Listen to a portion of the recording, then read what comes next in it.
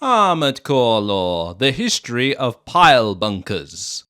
Get in close and let your foe feel the steel of your rage. Pile bunkers in Armored Core started their time in the Armored Core series as parry blades.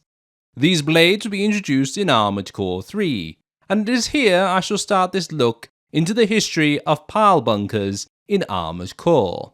Parry blades in Armored Core 3 start off with 3 for a Raven to choose from, these being the KWB SBR-OX, KWB SBR-01, and the KWB Mars. All right-hand weapons, the parry blade is a weapon that requires a Raven to almost hug a foe to strike them with it. If this was not risky enough, however, the blade also has no lock-on capability. As such, not only would a Raven have to stick like glue to their foe, but also aim well to hit them. Adding to this, the blade also has a wind-up period. This is where the user's AC will pull back the right arm for a period of time, usually a minute or so, before pushing it forward to unleash the parry blade's power. With all this said, it may sound like the parry blade is an unwieldy weapon that is more trouble than it's worth. However, the benefits of parry blades make it quite appealing too for those willing to try to master this weapon. These benefits being very high attack power and huge attack heat on a foe. Overheating a foe to 999 centigrades, you can see the potential of such a weapon, if used in the right hands, and how scary it could be for a foe if they take a hit. The other unique aspect of the parry blade is in fact it can parry. Now I won't discuss this here, as Coffee Potato here on YouTube discussed this and showed it off 5 years ago. As such, I will leave a link to the video on this topic in the top right hand corner for you all to watch yourselves, as Coffee Potato does a grand job in showing it off and how it all works better than I ever could. Overall, parry blades in Armored Core 3 are weapons that offer huge power and heat production, but in return requires a Raven to master the weapon with its timing and lining up with a foe. Now, before I move on to sideline, let us take a look at the 3 blades which I mentioned earlier a Raven can use in this game. The KWB SBR-OX is the first parry blade on offer to a Raven. It is the lightest of the 3 blades on offer, has a higher usage limit, and has the longest range of the 3 blades at 7. Meanwhile, the KWB SBR-01 is the middle child of the 3, being more powerful than the ROX, but weaker than the Mars. Speaking of which, the Mars is the most powerful of the 3 blades, at a whopping 3,100 attack power and 1,200 attack heat. A foe is really going to feel like a speeding train hit them, or perhaps a speeding train on fire hit them is a better way of saying it. That said, its usage is the lowest at 10 compared to 30 for the ROX and 20 for the SBR-01. Oh, and if you're wondering about the wind-up time, all the blades here seem to share a time of around 1 minute and 49 seconds. Now onto Silent Line. Parry blades act here like they did in Armored Core 3, with the pair of games using the same stats for the 3 returning parry blades, the ROX, SBR-01, and the Mars.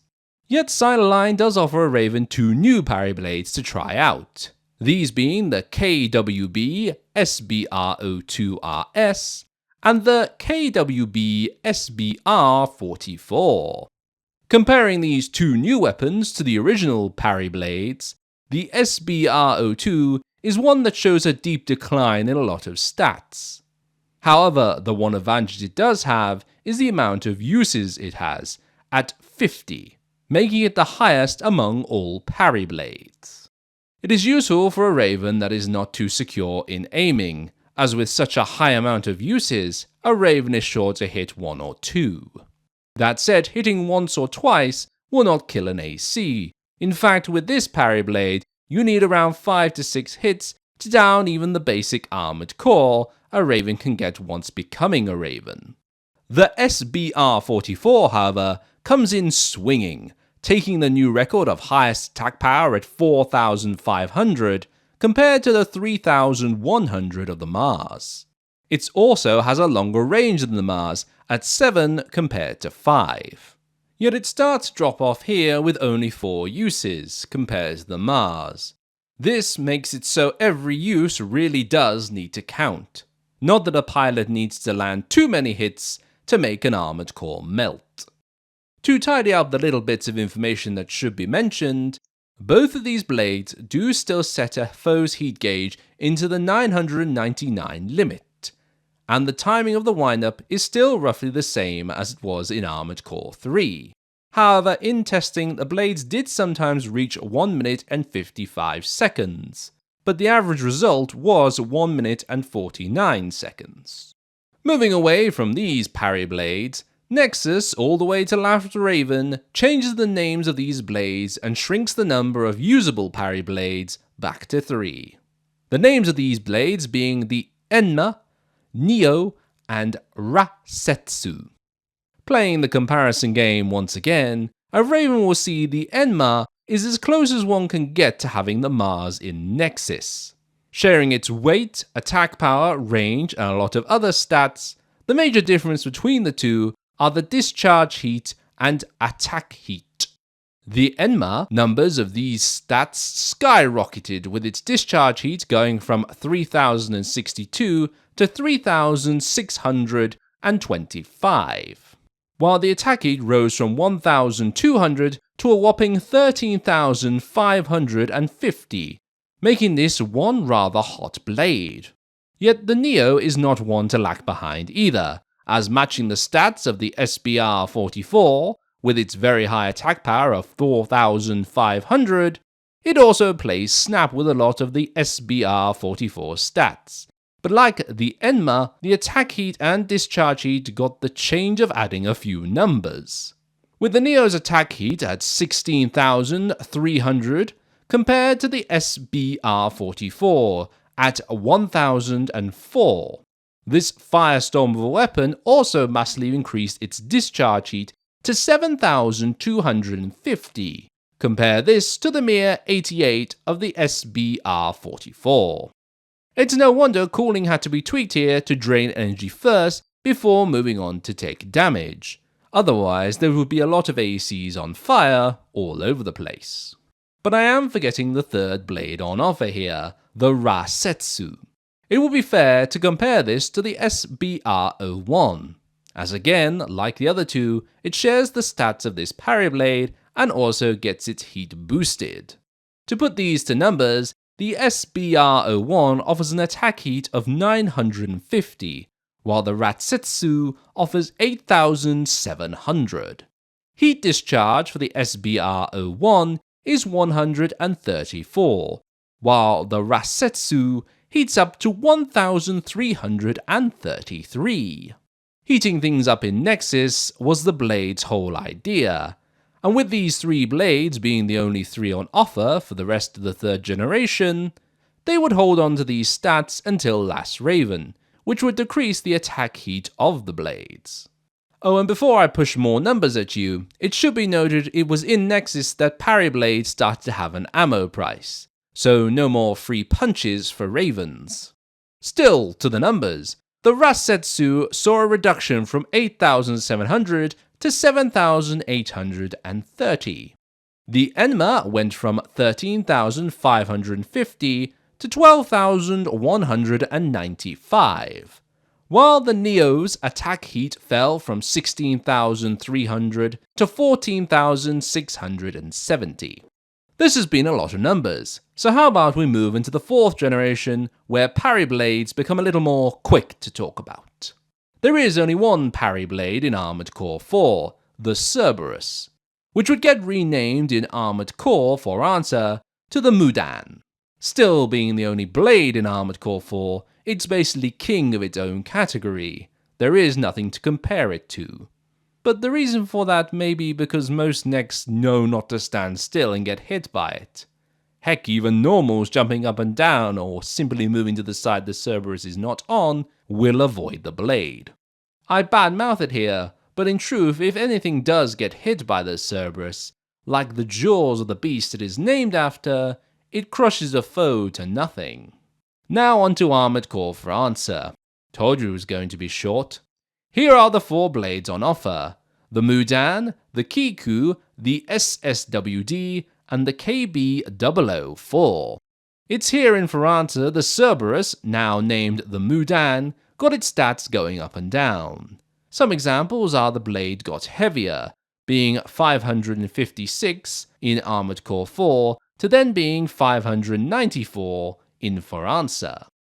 Bigger changes came in the cost of using the blade. In Armored Core 4, each hit cost 2,000 credits, while in Ferranta, this was reduced to only 100 credits.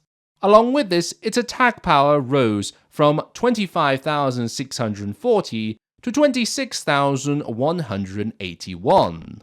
These changes, however, did not change the fact a lynx could kill a next in one hit if they landed it right. The Kiku is a better version of the Mudan. It has higher attack power, PA penetration, and impact force. The downside is it costs more to use, at 130 credits per use. Really though, if you want the Mudan but better, pick the Kiku. Next on the list is the SWWD, the famous weapon of Killdozer. And I won't lie here, compared to the other blades on offer, it's a pain to use. It takes more than one hit to kill, and overall it's really not a weapon a lynx should be using when there is 3 much better options. But yes, you can destroy a next with it, but good luck hitting small foes like helicopters with it. Finally in Ferranta, we have the KB004 Kojima blade. While it's certainly not a one-hit KO like the other blades on offer, it lights up a next with a fantastic green glow. Weaker in attack power compared to the Mudan and Kiko, this blade's purpose is to tear down primal armor. One hit will crack the PA wide open, and that is its goal. Moving on to the 5th generation of Armored Core, parry blades get renamed to heat pile drivers. Now labeled as chemical damaging weapons due to the change to weapon types in 5th generation, they lean heavy into their high damage but low uses here. The ones found in Armored Core 5 are the KO-4H Jia Fairfax, KO-42H, Mifeng, and the UPH-07A. To break these down simply, any power driver with 35,000 attack power and over, these being the Jia Fei, 42H, and the Mifeng, are going to take down a middleweight 2-legged AC, if their chemical resistance is low, in one hit. The others at 18,000 are power drivers that will require 2 or 3 hits to get the job done. Naturally, this observation is from a single player experience, but in PvP, something I have little to no experience on, I am sure the results may differ, as players can build around these, and are aware not to stand in front of a pile bunker, nor give the user a chance to line it up. If you have any experience in PvP using power drivers in Armored Core 5, please do leave a comment. Armored Core Verdict Day is very much the same boat as 5. However, the pile bunkers from before are gone, and new ones are brought in. And by new ones, I mean most share the same numbers as the ones from 5. The best example is the AUR-HO1 and Fairfax. Yes, the numbers do line up exactly. So instead of throwing more numbers at you, let me simply list the power drivers, and then I will move on to our final game, Armored Core 6. The names of these weapons in Armored Core Verdict Day are the AUR-F03, AUR-F11, AUR-HO1, AUR-F19, and the AUR-HO4. Our final stop in this look into parry blade power drivers is Armored Core 6, and it's here we only have one, the PB033M Ashmead. Now, the Ashmead is a pile bunker. Yes, new name change again here. It offers 2 types of attacks, a single punch or a charged uppercut. The single punch certainly is nothing to write home about, being as powerful as, well, your AC punching without it. However, the charge attack lives up to its power bunking ways of old, with it causing large damage to even large war machines. That said, timing with this charge attack is key, as the best way to get the most damage out of this weapon is to first stagger a foe before hitting them hard with the uppercut attack. In single player, the Sea Spider and other bosses seem to be the favourite to do this to. In my short look into PvP, well, you could say the builds with the Ashmead love to get a foe staggered as quick as possible. I have seen builds with bazookas in the Ashmead, charge energy rifles in the Ashmead, machine guns with the Ashmead, anything that will rack up the stagger meter, allowing the Ashmead to use its uppercut to blow them to pieces. In conclusion, the history of this weapon is quite a strange one. From being a supernova blade of heat to a one-hit kill weapon, the parry blade, pile driver, or pile bunker certainly has laid its legacy as a weapon no Raven nor Lynx will ever forget.